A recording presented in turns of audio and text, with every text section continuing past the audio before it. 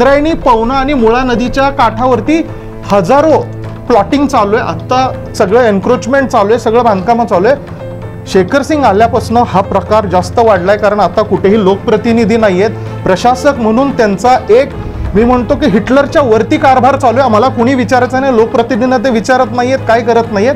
आणि मी हम करेसो कायदा अशा पद्धतीनं सगळं हे शहर अनधिकृत व्यवसायांचं माहेरघर झालं. फसले गेलेत, म्हणजे खोटं अर्जून दाखवून त्यांना त्या ठिकाणी ते प्लॉट विकले गेले आणि नंतर सुद्धा खोट्या आशा दाखवून, आशा पल्लवीत ठेवून की तुमच्या बांधकामाला अभय मिळेल अशा याच्यातनं त्यांना स्वप्न दाखवली गेली. त्यामुळे ते पुढे गेले. पहिलंच बांधकाम जर तोडलं असतं तर आज 36 बंगले तुटले नसते. 2018 पासून ही बांधकामं झाली, म्हणजे सुरू झालं ते बांधकाम आणि ती पाडायला किंवा ती लक्षात यायला महापालिकेच्या 2025 साली लागलं. तेही न्यायालयाने आदेश दिल्यानंतर. तर हे थोडंसं उशिरा सुचलेलं शहाणपणे असं म्हणाल तुम्ही की महापालिका न्यायालयाचे आदेश येईपर्यंत झोपा का काढते आणि शहरात अनधिकृत बांधकामासह अनेक चुकीची कामं पण होत आहेत. त्या कामांच्या बद्दल कधीही असं घडलेलं नाही. अगदी अजितदादा या शहराचे सर्व असल्याची भाषा करतात. मी याव केलं शहरात आले की छोट्या छोट्या गोष्टींकडे लक्ष देतात, पण ह्या गोष्टींकडे कधी लक्ष दिलं नाही की चुकीची कामं केलेल्या लोकांवरती कारवाई का नाही झाली. ते रिटायर होऊन गेले, आज चांगल्या प्रकारचं जीवनमान जगतायत, पण लोकांना संकटात टाकून गेले.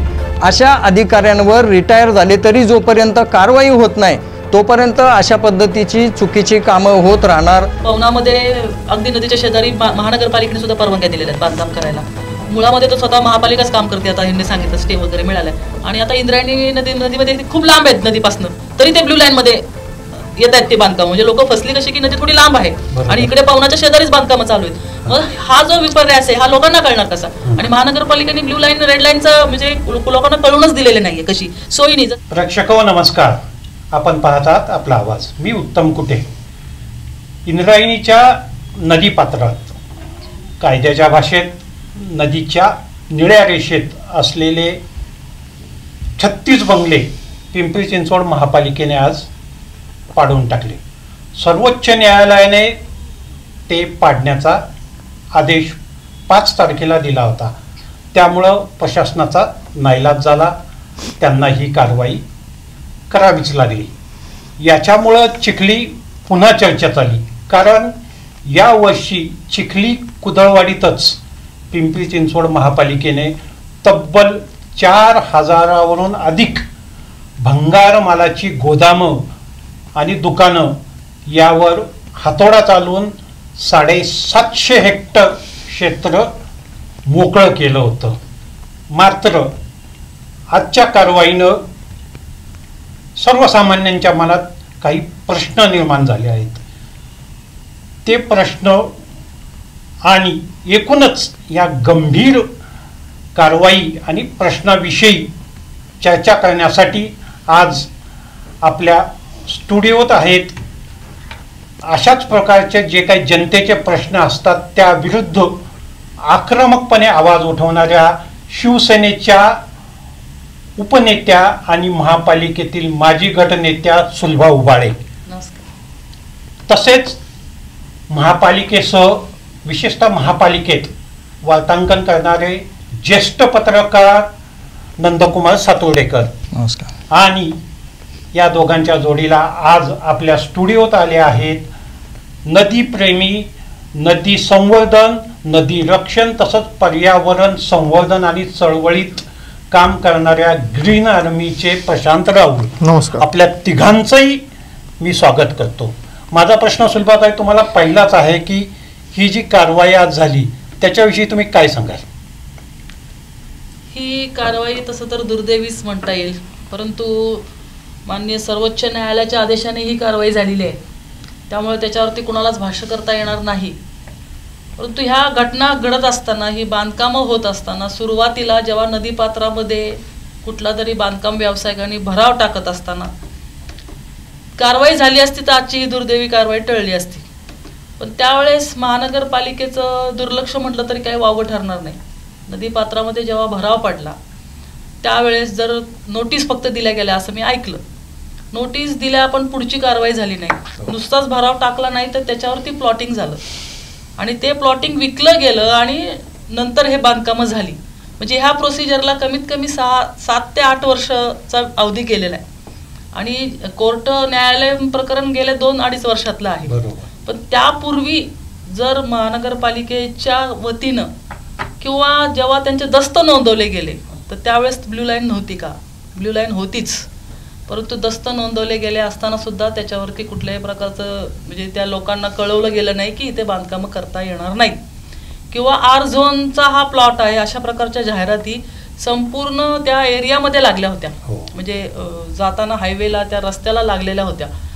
तर ही निव्वळ फसवणूक त्या लोकांची झाली आहे. म्हणजे सर्वसामान्य नागरिकाची चूक आहे का? तर निश्चितपणे आहे की त्यांनी एवढे मोठे आपल्या आयुष्याची पुंजी लावत असताना त्या गोष्टीची चौकशी केली पाहिजे, परंतु ते फसले गेलेत. म्हणजे खोटं आर झोन दाखवून त्यांना त्या ठिकाणी ते प्लॉट विकले गेले आणि नंतर सुद्धा खोट्या आशा दाखवून, आशा पल्लवीत ठेवून की तुमच्या बांधकामांना अभय मिळेल अशा याच्यातनं त्यांना स्वप्न दाखवली गेली. त्यामुळे ते पुढे गेले. पहिलंच बांधकाम जर तोडलं असतं तर आज 36 बंगले तुटले नसते. दुसरं म्हणजे लाईट दिली आपण, पाणी दिलं आपण, टॅक्स लावला आपण, सर्वसामान्य माणसाला वाटतं हे सगळं मिळालं म्हणजे माझं घर आज ना उद्या अधिकृत होईलच.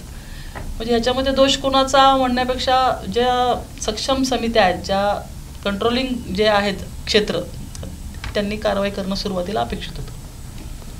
नंदकुमारजी, मला एक सांगा की 2018 पासून ही बांधकामं झाली, म्हणजे सुरू झालं ते बांधकाम, आधी ती पाडायला किंवा ती लक्षात यायला महापालिकेच्या 2025 साल उजाडलं, तेही न्यायालयाने आदेश दिल्यानंतर.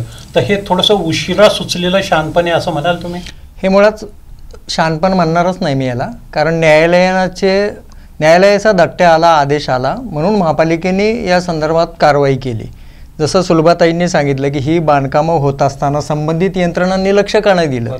म्हणजे महापालिकेचे तिथे बीट निरीक्षक असतात की त्या भागामध्ये अनधिकृत बांधकामं होत असतील तर ते पाडण्याची जबाबदारी त्यांना दिलेली असते. सर्वे केलेला असतो महापालिकेने. मग त्या काळामध्ये महापालिकेला ती बांधकामं दिसली नाही का, हा महत्त्वाचा भाग तिथे. आणि दुसरी गोष्ट, निबंधकांकडे नोंदवत असताना त्याचं हे की बाबा पूररेषेतली बांधकामं आहेत आणि नदी बुजवून हा सगळा प्रकार केला गेलेला आहे, याची कुठेही शहानिशा न करता ते दस्त नोंदवले गेले.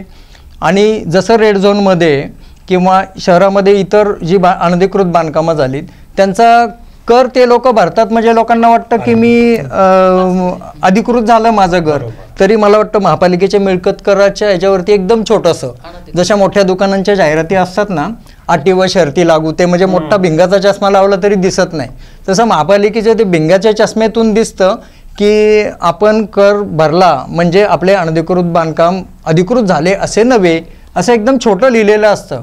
म्हणजे लोकांना बेसावत ठेवायचं, लोकांकडून अनधिकृत बांधकामं चालू असताना दुर्लक्ष कशासाठी करायचं, चिरीमिरी मिळते म्हणून. आणि माझ्याबरोबर सुलभाताई जरी असल्या तरी मी मुद्दाम सांगतो की याला ताई राजकीय पाठबळ मोठ्या प्रमाणात दिलं जातं की तू कर बांधकाम, काय नाही, मी सांगतो अमक्या अधिकाऱ्याला होऊन जाऊ दे. आणि जसं हे दोषी आहे, महापालिका दोषी आहे अनधिकृत बांधकामं होत असताना, तसं लोकसुद्धा दोषी आहेत.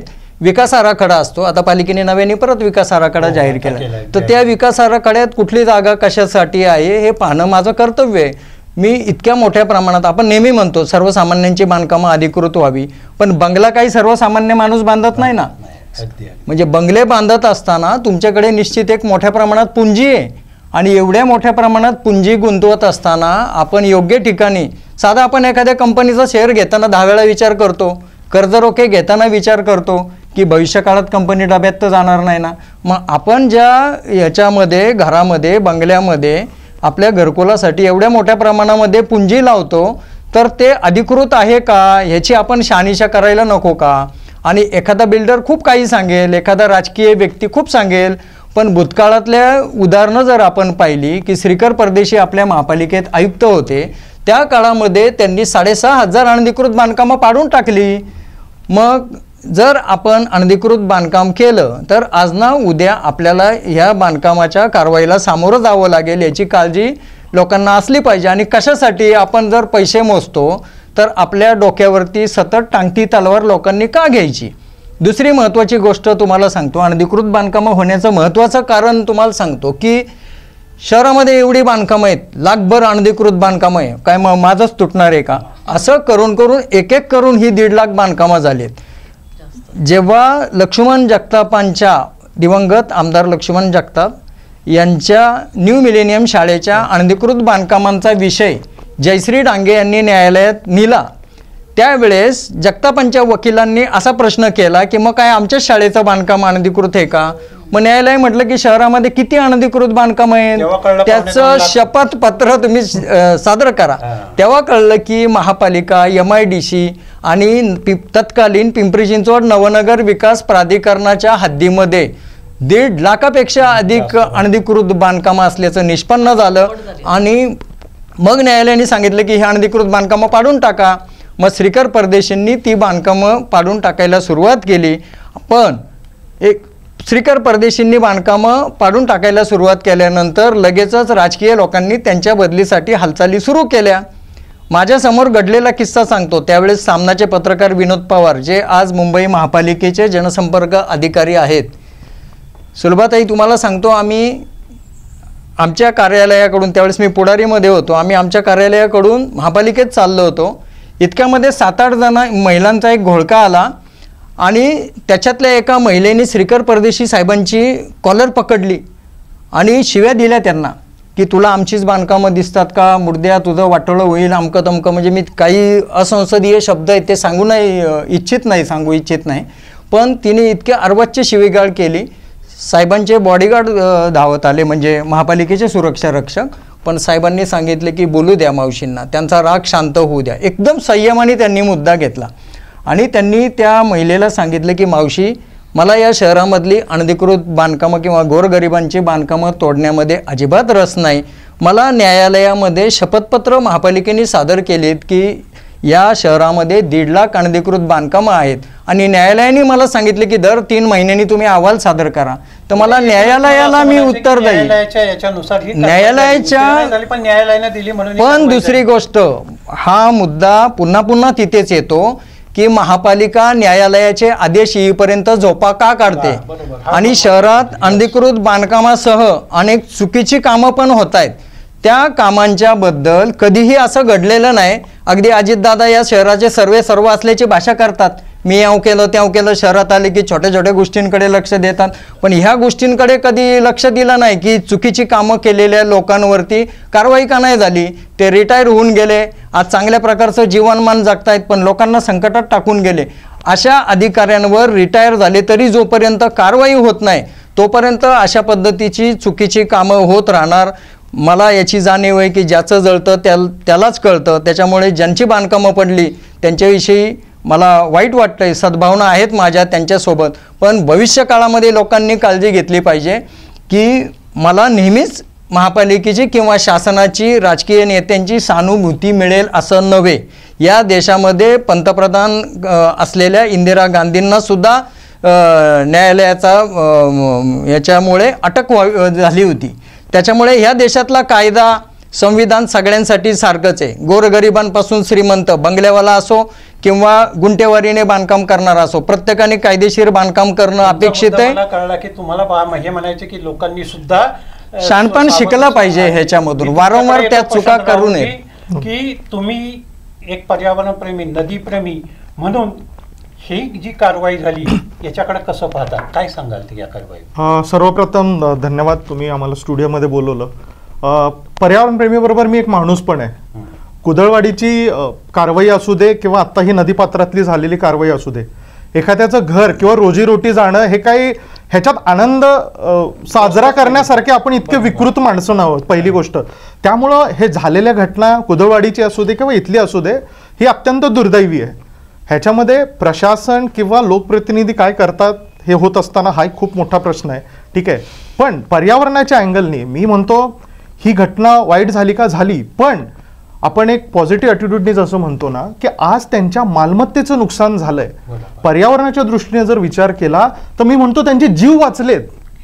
इंद्रायणी नदी किंवा शहरामध्ये ज्या 3 नद्या आहेत, मुळा नदी असू दे, पवना असू दे, इंद्रायणी असू दे, ठीक आहे, ह्या 3ही नद्यांच्या ब्लू लाईन्स मधल्या सगळ्या, म्हणजे ह्या व्हिडिओच्या माध्यमातून मी सगळ्या लोकांना करतोय की तुमचा आता काही काळ आर्थिक फायदा होईल, पण वाढणारं तापमान, ग्लोबल वॉर्मिंग, क्लायमेट चेंज ह्याच्यामुळं जे महाप्रलयासारख्या गोष्टी होणार आहेत किंवा क्लाउड बस्टिंग किंवा अतिवृष्टी जे होणार आहे ह्याच्यामध्ये त्या व्हायला सुरुवात झाली आहे. तर मला ह्या निमित्तानं असं सांगायचं की तुमच्या जीवाला धोका आहे म्हणून ही बांधकामं पाडणं अत्यंत गरजेचं होतं. हा पहिला मुद्दा.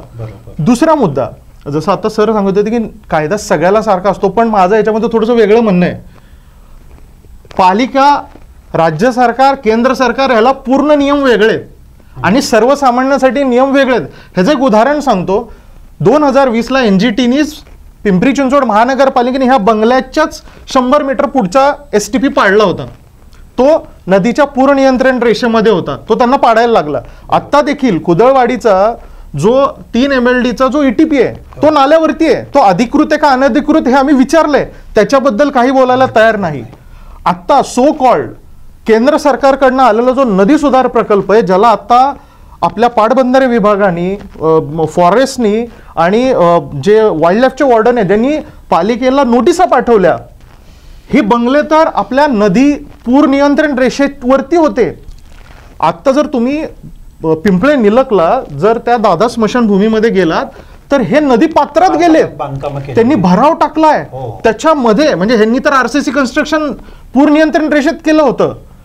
स्वतः पिंपरी चिंचवड महानगरपालिकेने आणि BG शिर्केंनी नदीच्या पात्रामध्ये घुसून एम्बँकमेंटच्या नावाखाली हे सगळं कन्स्ट्रक्शन केलंय. आणि जेव्हा हे सगळं पाटबंधारे विभागाला तक्रारी केल्या, पोलीस स्टेशन्सला तक्रारी झाल्या, त्याच्यानंतरनं आत्ता ह्यांना शहाणपणा आला की त्यांनी आत्ता ते एक आत्ता त्यांनी कामाला स्टे ऑर्डर दिली आणि ते काढून घेणार आहे.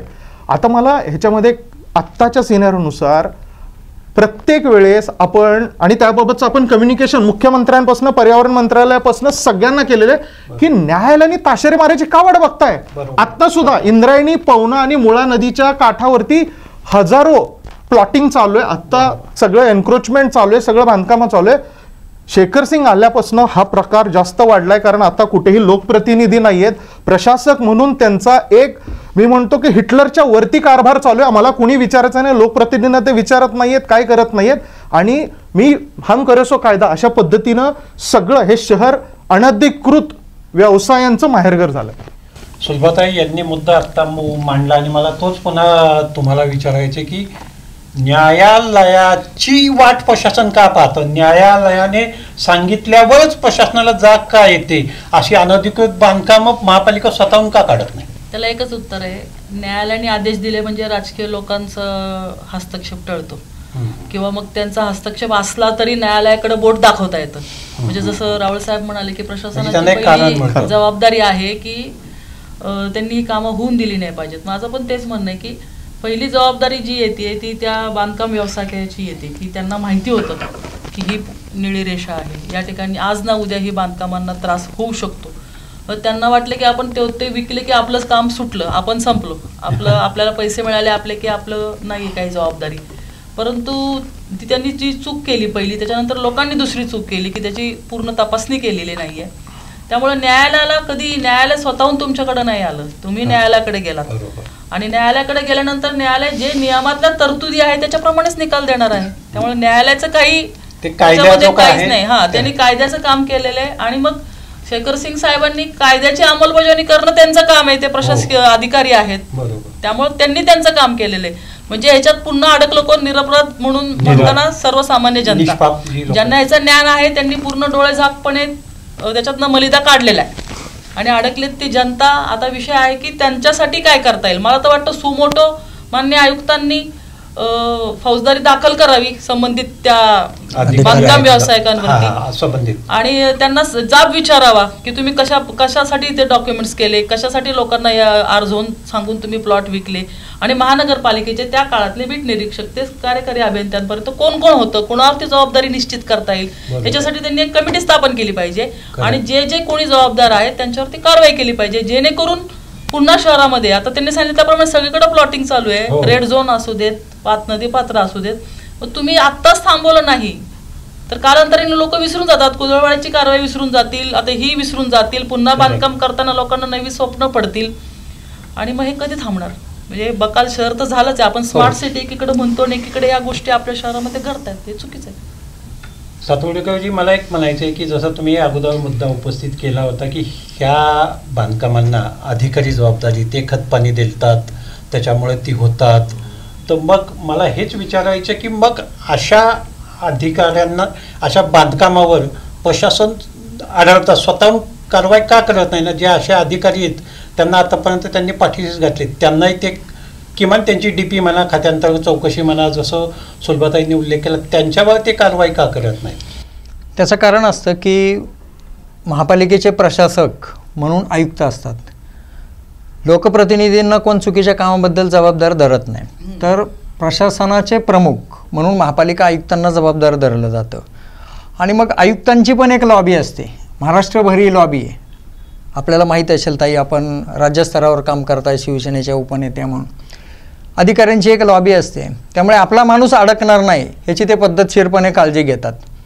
त्याच्यामुळे आता शेखर सिंह त्यांच्या हाताखालच्या कुठल्या तरी अधिकाऱ्यावरती किंवा भूतकाळातल्या एखाद्या आयुक्तांच्या काळामध्ये कोणतरी बीट निरीक्षक होता किंवा शहर अभियंता होता किंवा अतिक्रमणावर कारवाई करणारा कोणतरी प्रमुख होता, त्याच्या चुकीच्या गोष्टींमुळे किंवा त्याने केलेल्या दुर्लक्षामुळे अमुक एक चुकीची गोष्ट झाली असं सांगणं म्हणजे त्या आयुक्तांचा प्रशासनावर त्या काळात वचक नव्हता असं सिद्ध होणं, आणि अप्रत्यक्षपणे किंवा प्रत्यक्षपणे ते पण आयुक्त जबाबदार होते म्हणून मग त्यांना काय शिक्षा होऊ नये असा मुद्दा येतो. आणि मग परत दुसरा मुद्दा येतो की मग राज्याचे नगरविकास मंत्री कोण होते, कारण नगरविकास विभागाचा त्या महानगरपालिकेवरती नियंत्रण नाही का. अशा गोष्टीमुळे उंदराला मांजर साक्ष अशा पद्धतीने हे सगळे लोक एकमेकाला सांभाळून घेतात. याचं उदाहरण तुम्हाला सांगतो. या शहरात खूप वर्ष पत्रकारिता करत असल्यामुळे माझ्यासमोर झालेला प्रकार आहे की शहरामधल्या अनधिकृत बांधकाम केलेल्या नगरसेवकांवर कारवाईचा विषय जेव्हा महापालिकेच्या सभागृहात एकदा आला होता, त्यावेळी सभागृहात मी पाहिलं की सगळ्या पक्षाच्या नगरसेवकांनी गळ्यात गळे घातले आणि तो ठराव 5 वर्षे पुढे कसा ढकलला जाईल हे पाहिलं आणि त्या नगरसेवकांवरती कारवाई झाली सुद्धा नाही. इवन तुम्हाला सांगतो, सुरदास गायकवाड जे शिवसेनेचे नगरसेवक होते, त्यांनी एक अनधिकृत बांधकाम केलं तर ती जागा मी दुसरीकडे देतो अशा स्वरूपाचा सुद्धा प्रस्ताव एक आला होता आणि तो अजित पवारांकडे तो प्रस्ताव गेला. म्हणजे कुठल्या स्तरावरती आपण अनधिकृत बांधकामांचा विषय नेतोय, काय प्रकारच्या कारवाया होत आहेत, त्याच्यामुळे कोण कोणावरती नियंत्रण ठेवणार हा मोठा मुद्दा आहे. पण एक सांगतो की डॉक्टर श्रीकर परदेशींसारखा एक सक्षम आयुक्त जर महापालिकेत असता आज प्रशासक म्हणून, तर आज सुदैवाने म्हणा किंवा दुर्दैवाने म्हणा, लोकप्रतिनिधींना योग्य वाटत नाही की हे लोकशाही विरोधी आहे, लोकांना सुद्धा वाटतं की निवडणुका झाल्या पाहिजेत, पण आज आयुक्त म्हणून श्रीकर परदेशी जर असते तर त्यांना मोठी संधी होती की या शहरातली अनधिकृत बांधकामं, चाललेली चुकीची कामं ह्याच्यावरती नक्कीच त्यांनी अंकुश ठेवला असता. पण शेखर सिंह हे कोणाच्या तरी सांगण्यावरनं वेगवेगळ्या प्रकारच्या कारवाया करतायत. हे कुदळवाडी चिखलीच्या कारवाईवरनं सिद्ध झालेलं आहे. आणि आत्ताची कोणाच्या सांगण्यावरून करताय? राजकीय व्यक्ती, आमदार, राज्यामध्ये ज्यांची सत्ता आहे त्या पक्षाच्या नेत्यांच्या सांगण्यावरनं. स्थानिक आमदार आहेत ते, स्थानिक आमदार असू शकतात त्याच्यामध्ये. पण भाजपचे नेते म्हटल्यावरती त्याच्यात सगळेच आलेत, एकच माणूस नसतो त्याच्यामध्ये कधी. आणि आता जे झालेलं आहे ते काय आयुक्तांनी कोणाचं ऐकून केलेलं नाही, त्याचं न्यायालयाच्या आदेशानुसार झालंय. आणि सुलभाताई जसं म्हणाल्या की न्यायालयाचा आदेश आला की बरं आपलं हात वरती करता येतात, मला आता काहीच करता येणार नाही, हा न्यायालयाचा आदेश आहे. पण न्यायालयाचा आदेश आल्यावरच कारवाई करतं. माझं म्हणणं आहे की अशी हजारो बांधकामे स्वतःहून हेच महत्वाचं आहे ना. मग महापालिका करत नाही कारवाई, कारण संबंधित जे अधिकारी आहेत हे वेळोवेळी बांधकामं चालू असताना चिरीमिरी घेतात. तुम्ही बघा, प्राधिकरण सुद्धा इथे अस्तित्वात होतं सुलभाताई, त्या काळात तुम्ही प्राधिकरणाच्या परिसरामध्ये होतात आणि आज पण आहात, त्यामुळे तुम्हाला माहिती आहे की प्राधिकरणाच्या सुद्धा अनेक अधिकाऱ्यांनी ही अनधिकृत बांधकामं होत असताना आपले हात ओले करून घेतले. पिंपरी चिंचवड महापालिकेचे अधिकारी सुद्धा आपले हात ओले करून घेत होते, आजही ओले करून घेत आहेत. कर तू, काय नाही होत, एक एक खांब जसा वरती जाईल, एक एक मजला वरती जाईल, त्याच्यानुसार त्याचं भाडं किती येतंय हे बघून अशा पद्धतीने चिरेमिरी घेतली जाते आणि मग बांधकामांना अभय दिलं जातं. म्हणजे महापालिकेच्या अशा काही भ्रष्ट अधिकाऱ्यांमुळेच ही बांधकामं, भ्रष्ट अधिकाऱ्यांमुळेच बांधकामं वाढतायत. ही काळ्या दगडावरची रेग आहे.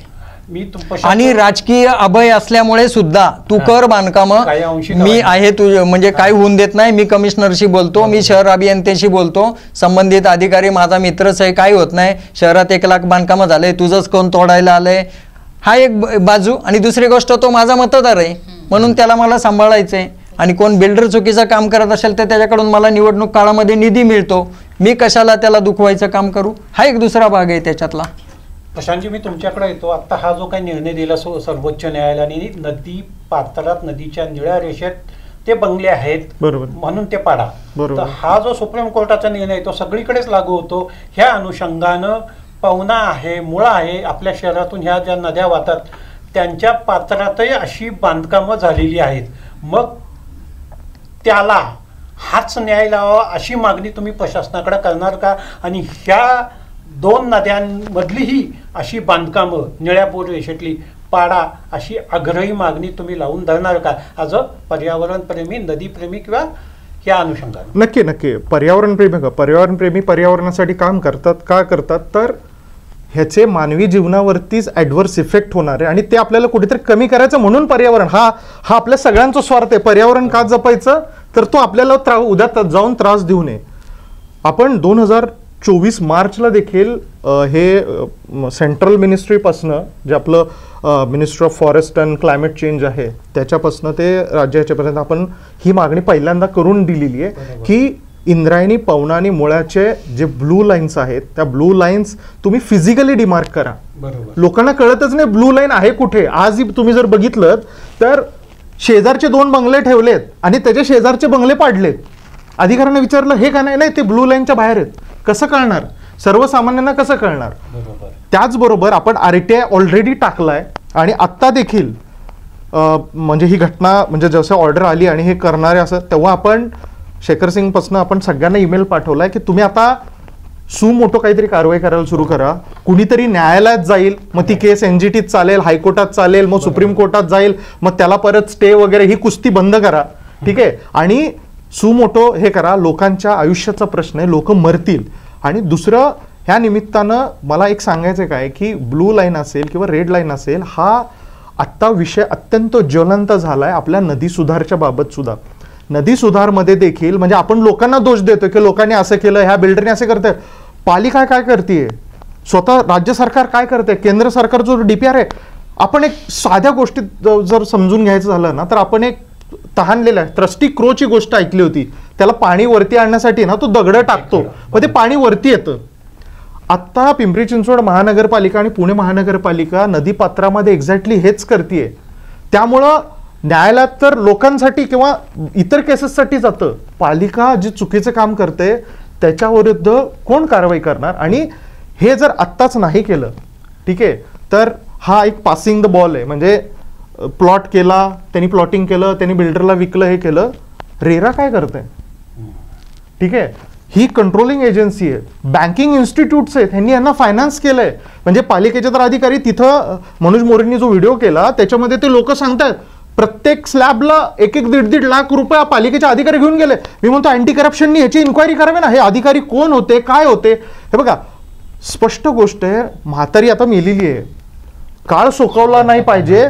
इंद्रायणी, पवना आणि मुळा, पिंपरी चिंचवड बद्दल जर बोललो, ह्या 3 नद्याचा इमिजिएट सर्वे करून आपले बीट मार्शल्स आहेत ना आत्ता, ठीक आहे, त्यांच्याकडनं ह्याचा रिपोर्ट करा. आम्ही तर RTI टाकलोय, RTIला उत्तर देत नाहीत ती गोष्ट वेगळी, ठीक आहे, पण या RTI मध्ये हे सगळं जर आलं तर इमिजिएटली जे कुदळवाडी चिखली त्या कारवाईमध्ये देखील करता आलं असतं, इथं सुद्धा करता असतं.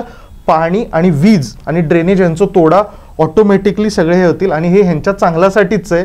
आपण वायनाडला काय झालं बघितलं, सिक्कीमला काय झालं बघितलं, आपण हिमाचल प्रदेशमध्ये काय झालं बघितलं. क्लायमेट चेंजचे परिणाम दिसायला लागलेले आहेत. आपल्याला फक्त प्रेत मोजायची वेळ येईल, त्यापेक्षा वेळ आहे सुधरून जाऊया. ती ब्लू लाईन सोडून आपल्याला काय करायचं, तो विकास आणि स्मार्ट सिटी करायचं, आपण ते तिथं करूया. या शहरामध्ये ब्ल्यू लाईनचे 2-2, 3-3 नकाशे, आपण मी जनरल बॉडीमध्ये असताना हा विषय आपल्याला सगळ्यांना माहिती आहे. म्हणजे हे फार मोठं प्रश्नचिन्ह आहे ब्ल्यू लाईनच्या संदर्भामध्ये.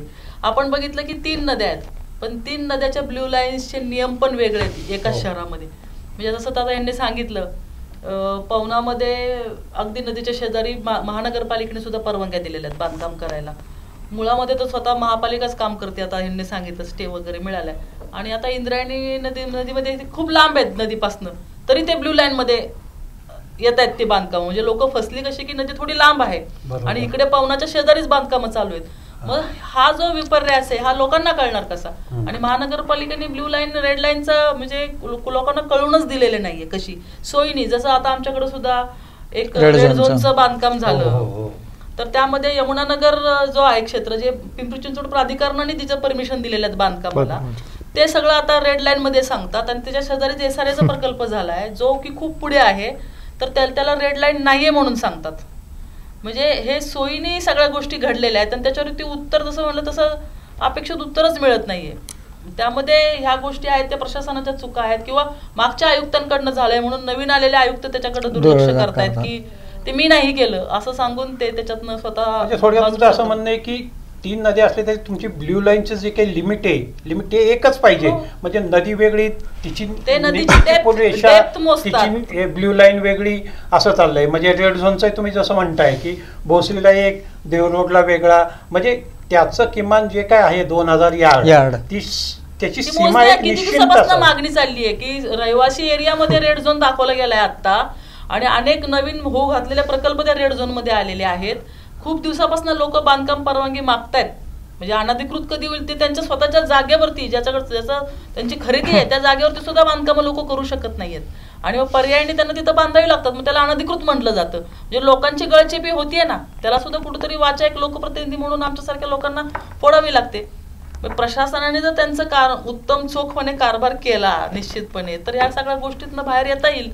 परंतु सगळे एकमेकांकडे बोट दाखवण्यामध्ये सध्या व्यस्त आहेत. सगळ्यात महत्वाचं कसं आहे माहितीये का की मगाशी तुम्ही म्हणालात आणि आता सुलभाताईंनी पण सांगितलं, पण ताई याच्यामध्ये सगळ्यात महत्वाचं म्हणजे आयुक्त किंवा महापालिका किंवा कोर्ट काय म्हणतात, आमच्याकडे तक्रार घेऊन या, त्याच्याशिवाय कोणीच हे करत नाही. त्यातल्या न्यायालयाचा मुद्दा वेगळा आहे की न्यायालय ही समोर आलेल्या गोष्टीवरच निर्णय देण्यासाठी स्थापित झालेली आहेत. पण महापालिका आयुक्तांनी किंवा संबंधित विभागांनी लोकांची तक्रार येईल आणि मग मी कारवाई करू अशी मानसिकता ठेवता कामा नये. आज पण आयुक्तांनी 1-2 चॅनलशी बोलताना सांगितलं की कोणी तक्रार केल्या अनधिकृत बांधकामांविषयी तर आम्ही त्याचं हे करू, कारवाई करू.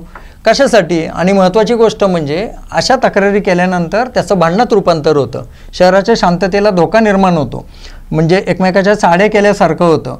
अर्थात कार्यकर्त्याचं काम आहे की चुकीची कामं दृष्टीस आणणं, पण एखाद्याला राग येतो, त्याच्यातून वादविवाद होतात. मग महापालिकेचं जर हे काम आहे तर पालिकेने ते केलं पाहिजे. तुम्ही जे म्हणता ना, तर आयुक्तांना सुद्धा बनवणारे अधिकारी आहेत. अनधिकृत बांधकामं जी वाढतायत ती ह्याच्यामुळे, आणि माझ्यासारख्या कार्यकर्त्यांनी किंवा शहरातल्या कुठल्या मारुती बापकर सारखा कार्यकर्ता असू दे किंवा कोणी, तो त्या कामावर किती दिवस पाठपुरावा करणार, आणि पाठपुरावा पार ते बांधकाम भुईसपाट होईपर्यंत नाही केला ना तर ते प्रकरण असंच हवेत विरलं जातं. आता मी या प्रकरणाचा पाठपुरावा केला आणि आयुक्तांपर्यंत मी पत्रकार म्हणून वारंवार जाऊ शकलो किंवा वृक्ष प्राधिकरणावर असताना पण माझा दरारा होता आणि पत्रकार याच्यामुळे तरी ते मार्गी लागले. ह्याच्यामुळे सामान्याला जमलंच नसतं. म्हणजे ते बंड साहेबांनी पण त्याला कदाचित म्हटले असते की मला माझ्या अधिकाऱ्यांनी सांगितलंय पाडलंय, तू आता काही बोलू नको या विषयात. सुलभाताई, मी तुमच्याकडे येतो. जसं आता यांनी सुद्धा सातवडेकरांनी अगोदर म्हटलं होतं की ह्या अनधिकृत बांधकामांना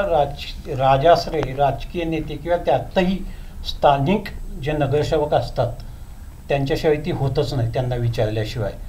तर मग याला तुम्ही आता एक राजकीय व्यक्ती आहात, एका राजकीय पक्षाच्या नेत्या आहात, तर ह्या आरोपाकडे तुम्ही कसं पाहता, काय सांगाल याच्यावर?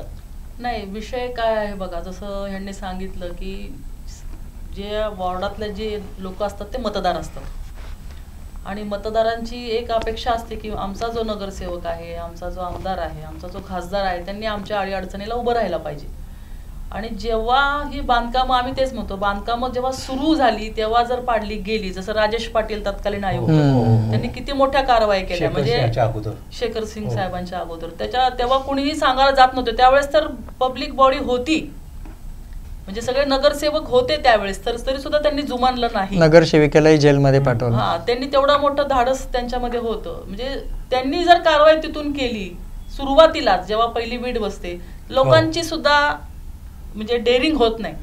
पण लोकांची जेव्हा त्याच्यामध्ये आस्था गुंतते, जेव्हा त्यांचे पैसे गुंततात, जेव्हा त्यांना त्या गोष्टीची लालसा निर्माण होते की माझं एक घर होईल किंवा मी मोठ्या ठिकाणी जाऊन जास्त पैसे देऊन घर घेऊ शकत नाही.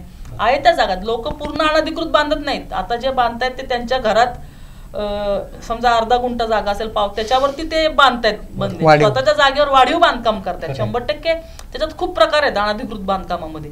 एकतर सरकारी जागेवर बांधलेलं बांधकाम ते संपूर्णपणे अनधिकृत, आणि दुसरं म्हणजे वाढीव बांधकाम त्याला सुद्धा अनधिकृत म्हटलं जातं, आणि तिसरं म्हणजे तिसरं म्हणजे हे नाल्यांवरचे वगैरे जे काही प्रकार आहेत बांधकामाचे ते वेगळे प्रकार. आणि बिल्डरच अनधिकृत बांधकाम, जसं दिघाचं प्रकरण घडलं, 6-7 बिल्डिंग बघितलं तुम्ही 20 वर्षानंतर त्या पाडल्या गेल्या, म्हणजे त्या बिल्डरला जेलमध्ये टाकलं. सुमोठो कारवाई केली तिथल्या प्रशासनाने, म्हणजे त्या लोकांनी फसवलंय त्या लोकांना फ्लॅट विकून. तसे सुद्धा आपल्याकडे झालेले आहेत. म्हणजे बऱ्याच ठिकाणी बिल्डरनी सुद्धा अनधिकृत बिल्डिंगी बांधून सरसकट विकल्यात, फ्लॅट स्क्वेअर फुटावरती ते विकलेल्या आहेत. आणि नंतर आपण त्यांना ते टॅक्समध्ये सवलत वगैरे त्या महानगरपालिकेने दिलेल्या आहेत. म्हणजे समान न्याय इथं कुणाला मिळणार नाहीये, मिळत नाहीये. आणि त्याची अपेक्षा म्हणजे मग परत प्रत्येक सर्वसामान्य माणूस सर्वोच्च न्यायालयापर्यंत जाऊ शकत नाही, त्याची त्यांना सगळ्या गोष्टी परवडत नाहीत. पण जर ज्याच्याकडे जबाबदारी, मी पुन्हा म्हणते, म्हणजे सातुर्डीकर साहेबांनी फार मंत्र्यांपर्यंत नेलं, त्यांची जबाबदारी नाहीये ही. म्हणजे जो प्रशासक म्हणून तुम्हाला तिथं काम करायला दिलेला व्यक्ती असतो, किंवा जर तुम्ही म्हणाल नगरसेवक काय करणार, जर आता कायद्यामध्ये तरतूद आहे अनधिकृत बांधकाम पाडत असताना जर नगरसेवक मध्ये आला तर त्याचा नगरसेवक रद्द व्हावा, अशी तरतूद आहे. त्यामुळे ज्याला नगरसेवक पद घालायचं तो तिथे जाऊन अडवेल सुद्धा, परंतु ती वेळच येऊन देऊ नये असं आमचं म्हणणं आहे. कारण तो लोकांच्या जीवाला सुद्धा धोका आहे. जेव्हा आपण वाढीव बांधकाम करतो त्याच्या पिलर्स जे मूळ असतात त्याला आपण पॅरलल पिलर्स लावतो. उद्या जर भूकंपाचा थोडा जरी झटका बसला किंवा प्रलय आला तर अशा वेळेस ते बांधकाम कोसळणारच आहेत. त्याला कुठलीही टेक्निकल किंवा इन्फ्रास्ट्रक्चरवरती जो लोड येतो, जे ड्रेनेज लाईन आपण त्या परिसराच्या ह्याच्याप्रमाणे टाकलेली असते व्यासाप्रमाणे, जेव्हा त्याचं बांधकाम चौपट होतं त्याच्यावर लोड होतो. पुरवणाऱ्या पाण्यावरती आपण पाणी पुरवठ्यावरती लोड येतो, स्वच्छतेच्या काम सगळ्यावरती लोड येतो. म्हणजे तो शहर बकाल बनवण्यामध्ये ह्या सगळ्या गोष्टी कारणीभूत आहेत. मग त्याची जबाबदारी कोणाची सांगा? ती जबाबदारी ज्याने त्यांनी सक्षम अधिकाऱ्यांनी घेऊन त्या पद्धतीने वागलं पाहिजे असं आम्हाला वाटतं. नाही, तुम्ही अधिकाऱ्यांविषयी बोलला तर माझा स्पेसिफिक प्रश्न असा आहे की जर नेत्यांनी पुढाऱ्यांनीच जर हे अभय देणं थांबवलं तर थोडासा आळा नाही बसणार? नाही, मी पुन्हा तेच उत्तर देईल तुम्हाला. पुढाऱ्यांची परिस्थिती अशी असते की जो मतदार असतो त्यांना आम्ही सांगण्याचा प्रयत्न करतो की हे अनधिकृत आहे. म्हणजे याला जर पाडायला आल्यानंतर म्हणजे आमच्यासारखे जो जागृत प्रतिनिधी आहे तो सांगण्याचा प्रयत्न करतो की जास्त वेळ ह्याला आम्ही संरक्षण देऊ शकणार नाही, त्यामुळे तुम्ही पूर्ण चुकीच्या पद्धतीने करू नका, हे आम्ही सांगण्याचा प्रयत्न करतो. पण शेजारीच दुसऱ्या वॉर्डमध्ये, तिसऱ्या वॉर्डमध्ये चालू असेल तर तो आम्हाला मतदार प्रश्न विचारतो ना, तिकडे चालू आहे, तिकडे काही होत नाही कारवाई, तर तुम्ही इथेच का? अशा प्रकारचे प्रश्न हे त्यांच्याकडनं येतात, त्याची उत्तरं नगरसेवकांकडे नाही आहेत. मग त्यासाठी जसं आयुक्त सर्वोच्च न्यायालयाच्या निर्णयाची वाट बघून पाडतात, तेच परिस्थिती आहे की आम्ही म्हणले की आयुक्तांनी जेव्हा स्वतःहून पाडलं तर नगरसेवक आपोआप त्याच्यातनं बाजूला निघतो. प्रशांतजी, मी तुम्हाला ह्या निमित्ताने विचारेल की यांनी जे काही बोललात, हे जे ते ताई ज्या बोलल्यात, तर ही जी काही अनधिकृत बांधकामं होतात ही मतांची बेगमी करण्यासाठी किंवा मतं मिळावीत म्हणून राजकारणी त्याला प्रोत्साहन देतात किंवा अभय देतात असं तुम्ही म्हणाल का? आणि दुसरा प्रश्न असा आहे की नदीपात्रात किमान नदीपात्रात होऊ नयेत यासाठी काय केलं पाहिजे असं तुम्हाला वाटतं? अगदी मी तुमच्या पहिल्या प्रश्नाचं उत्तर देतो. खरं बघायला तर ह्या शहराची आहे ना लोक सामावून घेण्याची कॅपॅसिटी संपलेली आहे. आपल्याला आहे ना आता या शहराला किंवा मोठी जी शहर आहेत, जसं आपल्याला विदेशात जाताना व्हिसा लागतो ना, तसा व्हिसा सुरू करायला लागेल. पिंपरी चिंचवड ज्या पद्धतीनं आता ताईने सांगितलं ना की ज्या पद्धतीनं बकाल वाढतंय, ठीक आहे, स्मार्ट सिटी नावाला अजून तरी काय स्मार्ट सिटीचं कुठं नामोनिशन दिसलं नाही. त्यामुळं 100% लोकसंख्या वाढतीये आणि आपल्या जसं सांगितलं पाणी, कचरा, ज्या बेसिक इन्फ्रास्ट्रक्चर आहे त्याच्यावरती लोड पडतोय आणि जमिनी शिल्लक नाही आहेत. ठीक आहे, दुर्दैवानं सुदैवानं म्हणा, पुणे पिंपरी चिंचवडच्या आजूबाजूला सगळ्या मिलिटरी आणि वन विभागाच्या जागा आहेत, तिथं कुठे तुम्हाला हात घालता येत नाही. मग आता उरलं काय तर आहे त्याच्यावरती अनधिकृत वरती बांधा किंवा मग नदीपात्रात घुसा. ह्याच्यानी मी सांगतो की आता ठीक आहे, आपल्याला म्हणजे अजूनही आपलं काय चाललंय की आपण रोगी मारायचा प्रयत्न करतोय. ठीक आहे, रोगी दिसला, सिम्पटम दिसले, त्याच्यावरती इलाज. रोगाचं काय? त्याच्यावरती कुठला इलाज होत नाहीये. जसं मगाशी ताईंनी सांगितलं ना की SRE ची बिल्डिंग ती म्हणजे अलीकडच्या सगळ्या अनधिकृत आणि आत्ताच्या सिनेरिओमध्ये तिथे जे 2 बंगले ठेवलेत ना, आम्ही तिथे अधिकाऱ्यांना विचारलं ह्याचं काय स्टेटस आहे. नाही त्याचा प्लॅन पास आहे. त्या आत्ता जिथं बंगले पाडले त्याच्या पाठीमागे एक रिव्हर रेसिडेन्सी नावाची मोठी बिल्डिंग आहे. त्याची जर पाठीमागची जर कंपाऊंड वॉल म्हणू ती चेन लिंकची आहे, ती ब्रिकवर्कची पण नाही आहे. याचा अर्थ त्या वॉलपर्यंत देखील पाण्याला अडथळा होऊ नये म्हणून तिथं ब्रिकवर्क सुद्धा करू दिलेलं नाहीये. मग त्याच्या पुढे नदी पात्राकडे असणाऱ्या 2 बिल्डिंगचा प्लॅन पास केला कुणी. परत जसं तुम्ही म्हणलात की अधिकाऱ्यांनी फसवणूक करून चुकीच्या ब्लू लाईन मार्क करून, मी टेक्निकल माणूस आहे त्यामुळे कंटूर माहिती, तिथं कुठेही कंटूर चेंज नाही, सगळी फ्लॅट लँड आहे. आणि त्यामुळं हा काहीतरी बनाव अजूनही जे 2 बंगले किंवा 2 स्ट्रक्चर वाचवले गेलेले ते कसे वाचले गेले माहित नाही. त्याच्यामध्ये 100% घोळ आहे, कारण त्याच्या पाठीमागं चेन लिंकचं कंपाऊंड केलंय. हा पहिला मुद्दा.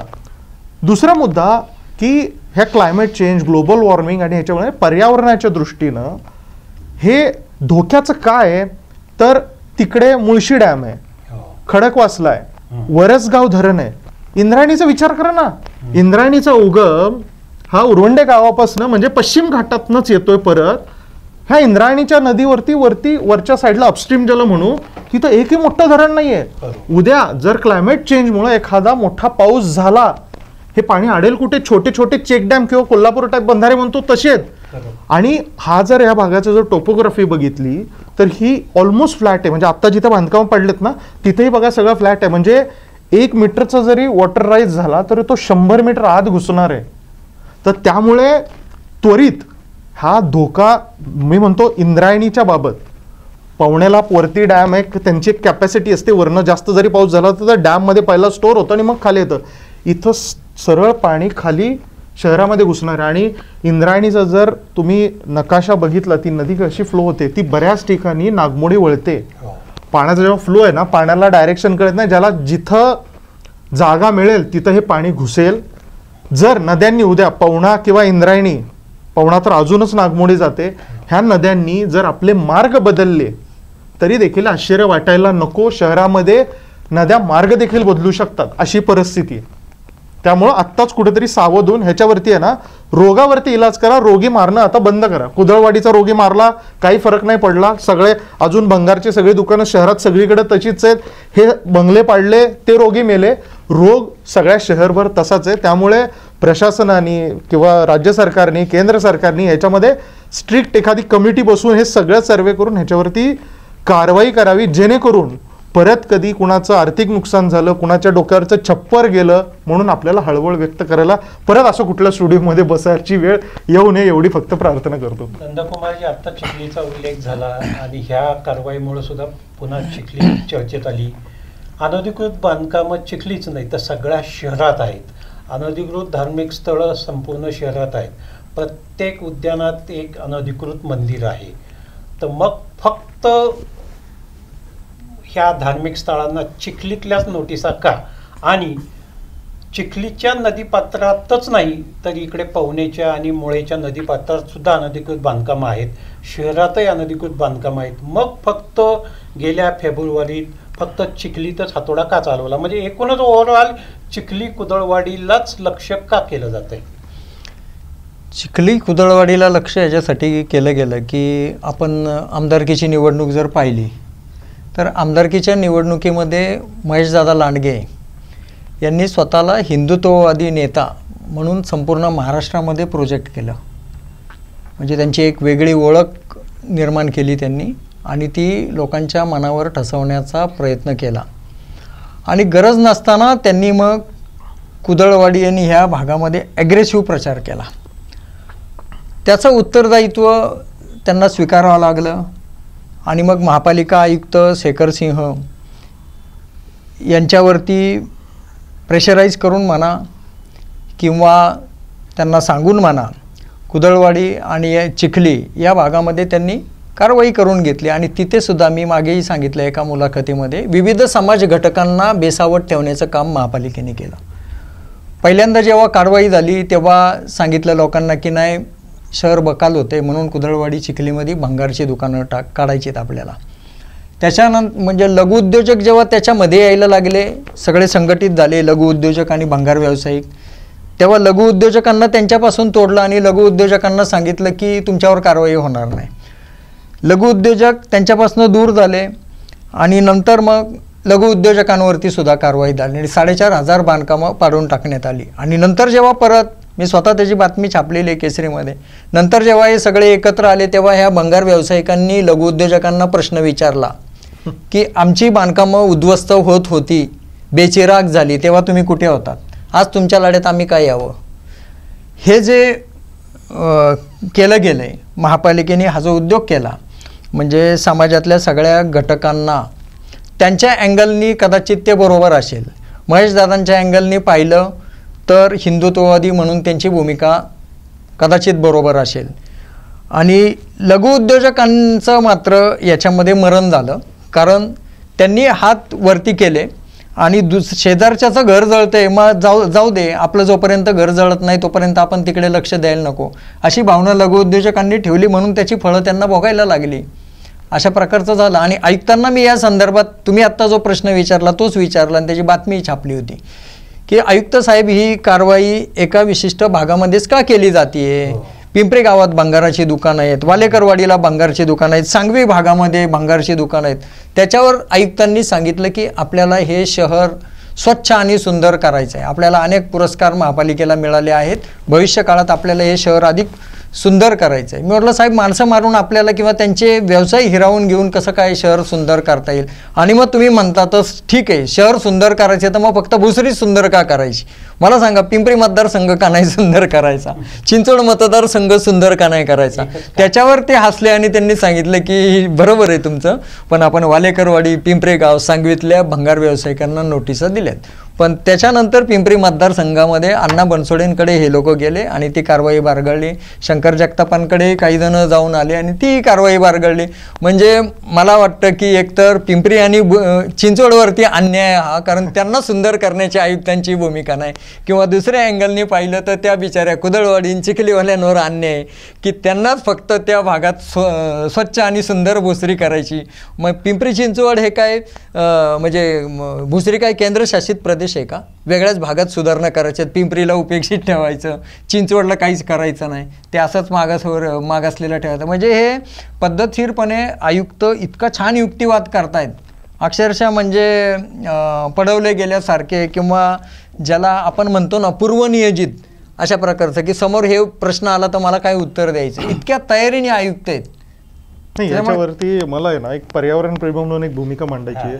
एक लक्षात घ्या, चिखली कुदळवाडीवरती कारवाई मला अन्यायकारक का वाटते माहिती का. आपण एक शहराची जर ओळख बघितली, पिंपरी चिंचवड हे एक औद्योगिक शहर आहे. तुम्ही औद्योगिक वसाहती वसवताना त्याच्यामधून वेस्ट हे निघणारच, भंगार हे निघणारच. आणि पर्यावरणाच्या दृष्टीनं जर बघितलं तर एक सर्क्युलर इकॉनॉमी ज्याला म्हणतो की कुणाचं तरी वेस्टेज कुणासाठी तरी रॉ मटेरियल. मी स्वतः पर्यावरण प्रेमी, आम्ही जे झाडांना पाणी घालायला कॅन्स आणतो ते मी कुदळवाडीतनं घ्यायचो. मला नवीन घ्यायसाठी ते प्लास्टिक, नवीन व्हर्जिन प्लास्टिक वापरण्यासाठी जास्त कार्बन फुटप्रिंट लागतात. कित्येक सारे लोक आपल्याला लागणारं रॉ मटेरियल हे चिखली कुदळवाडीमधनं विकत घेत होते. ते नवीन मटेरियल घेण्यापेक्षा रिसायकल, रियूज आणि आपण जे सगळं हे म्हणतो ना पर्यावरणासाठीचं, हे सगळं तिथं होतं. आता तिथं फक्त प्रॉब्लेम काय होता, जे आम्ही हर्डीकरांना देखील भेटून सांगितलं होतं, राजेश पाटलांना देखील भेटून सांगितलं, ह्यांना सांगितलं की तिथं हे सगळे अनऑर्गनाइज आहेत. ह्याला जर तुम्ही सर्क्युलर इकॉनॉमी पार्क जर नाव दिलं आणि तिथे जर त्यांचे फायर ऑडिट्स नव्हते, तुम्ही ते करून घ्या. तिथे सायंटिफिक रिसायकलिंग होत नाही, म्हणजे ई वेस्ट जो आत्ता सगळ्यात मोठा विषय आहे, तिथं सगळा ई वेस्ट जाळला जातो. ई वेस्टचे प्रोसेसिंग प्लांट्स आहेत, तुम्ही टाका ना. ह्याच्यामध्ये मला म्हणायचं आहे की आपण शहराची ओळख औद्योगिक नगरी म्हणून केली. MIDCचं कर्तव्य होतं ना, आज सुद्धा जो हजार्डियस वेस्ट निघतो त्याचे प्रोसेसिंग प्लांट तिकडे रांजणगावला आहेत. कोण इंडस्ट्रीवाला जाईल, नाही जाऊ शकत. भोसरी MIDC, तुम्ही चाकण MIDC मध्ये MIDCचं काम होतं की हे रिसायकलिंग युनिट्स हे एसटीपीच्या बरोबर वेगळं जे इंडस्ट्रियल वेस्ट निघतं, प्लास्टिक निघतं, रबर निघतं, बॅटरीज निघतात, ह्याचं रिसायकल होतं. ते होणारे इन्फ्रास्ट्रक्चर आपण डेव्हलप केले नाही, पालिकेने केले नाही, MIDCने केले नाही. आणि सगळ्यात एका संस्थेपुढं तर खरं तर नतमस्तक झालंय, ती म्हणजे महाराष्ट्र पोल्युशन कंट्रोल बोर्ड. त्यांना इंद्रायणीचं प्रदूषण दिसत नाही, त्यांना हवेचं प्रदूषण दिसत नाही, त्यांना ह्या चिखली कुदळवाडीमध्ये 30-40 वर्ष सगळं चालू आहे, बघ्याच्या भूमिकेमध्ये सगळे. त्यामुळं इट्स अ जॉईंट नेक्सस आहे, ठीक आहे. त्यामुळं अजूनही सांगतोय की मगाशी जे म्हटलं की आपण रोगी मारतोय, प्रॉब्लेम काय आहे, त्याला सोल्युशन, सस्टेनेबल सोल्युशन्स. आज ह्या चिखली कुदळवाडीमधनं सगळे इकडे तिकडे विखुरले गेलेत. तुम्ही जर मोहीमध्ये गेलात, मोहीमध्ये परवा आग लागली होती, ठीक आहे. आत्ता त्या शिव रोडला आग लागली गेली. म्हणजे प्रश्न संपलेले नाहीत, फक्त ते प्रश्न आपण दुसऱ्याच्या ह्याच्यात ट्रान्सफर केलेले आहेत. कारवाई करताना 2 गोष्टींवरती हायलाईट केलं गेलं. एक म्हणजे तिथे बांगलादेशी घुसखोर आहेत, एकही सापडला नाही. आणि दुसऱ्या गोष्टीवरती हायलाईट केलं गेलं की ते लोक कचरा जाळतात. भुसरीला, त्या भुसरी मतदारसंघाला बकाल स्वरूप प्राप्त झालेलं आहे. तर मग मला म्हणायचं आहे की कचरा जाळतात, तर महापालिका त्या लोकांवरती निर्बंध का लादत नाही, कारवाई का करत नाही? सगळे भांगार व्यावसायिक एकदम 3-3.5 हजार एवढे लोक एकदम तर कचरा जाळत नाही. जे कोणी जाळतात त्यांच्यावरती कारवाई करण्याची पालिकेची जबाबदारी आहे, प्रदूषण नियंत्रण मंडळाची जबाबदारी आहे. किंवा नदीमध्ये ते पाणी सोडतात म्हणे, तर ती जबाबदारी महापालिका आणि प्रदूषण नियंत्रण मंडळाची आहे. घरामध्ये ढेकून झाले म्हणून कोण घर जाळून टाकतं का? म्हणजे एखाद्या उद्योगाने गाढवपणा केला किंवा एखाद्या भंगार व्यावसायिक मूर्खासारखा वागला म्हणून सगळ्या भंगार व्यावसायिकांना त्याची शिक्षा द्यायची आणि देशोधडीला लावायचं, असं होऊ शकत नाही. तुम्ही एकीकडे म्हणता मी दाऊसला गेलो, इकडे गेलो, तिकडून महाराष्ट्रामध्ये रोजगार आणला, आणि इथे जे 4,500 उद्योगांमध्ये काम करत होते कामगार, प्रत्येक कंपनीमध्ये किमान 50 कामगार तरी, मी कमी सांगतोय, 50 कामगार तरी असतील. प्रत्येकाच्या घरामध्ये 4 माणसं त्याच्यावर अवलंबून असतात. मग किती लोकांचा रोजगार तुम्ही हिरावून घेतला, आणि काय तुम्ही सांगता मी एवढं हा रोजगार आणला, तिकडून रोजगार आणला, आणि हे होतं. एक तर इथल्या पिंपरी चिंचवडमधले पण कित्येक उद्योग बाहेर गेलेत विविध कारणांनी. हिंजवडीच्या बातम्या आपण पाहिल्या की हिंजवडीमध्ये वाहतुकीचा प्रश्न शासनाला निस्तारता येत नाही म्हणून तिथलेही अनेक उद्योग निघून चाललेले आहेत. आणि दुसरीकडे जर कोणीतरी रोजगार देत आहे तर त्यांचा रोजगार आपण वेगवेगळ्या पद्धतीने हिरावून घेतोय. निर्बंध लादा, त्यांना कायद्यानुसार वागायची सवय करा, पण याचा अर्थ त्यांचं उच्चाटन करायचं आणि मी म्हटलं तसं घरात ढेकून झाले म्हणून घरच जाळून टाकायचा, हा मूर्खपणा आहे महापालिकेचा. प्रेक्षको, चिखलीत आज जी काही महापालिकेनं कारवाई केली नदीपात्रातल्या अवैध 36 बंगल्यांवर, त्यानिमित्तानं शहरातल्या सर्वच बेकायदेशीर बांधकामांचा प्रश्न पुन्हा समोर आला. ती बांधकामं का, कशी झाली, त्याला कोणी राजाश्रय दिला, याच्यावर सुद्धा आपल्या सगळ्या मान्यवरांनी चर्चा केली. तसंच या बांधकामावर, ही बांधकामं कशामुळं झाली आणि ती कशी रोखता येईल याच्यावरच्या उपाययोजना सांगितल्या. शिवाय ती उपाययोजना वरवरची मलमपट्टी न ठरता ती कायम आणि ठोस जर झाली तरच ह्या बांधकामांना आळा बसेल, असेही आज या तिन्ही मान्यवरांनी सांगितलं. आज आपण इथेच थांबतोय. नमस्कार. नमस्कार.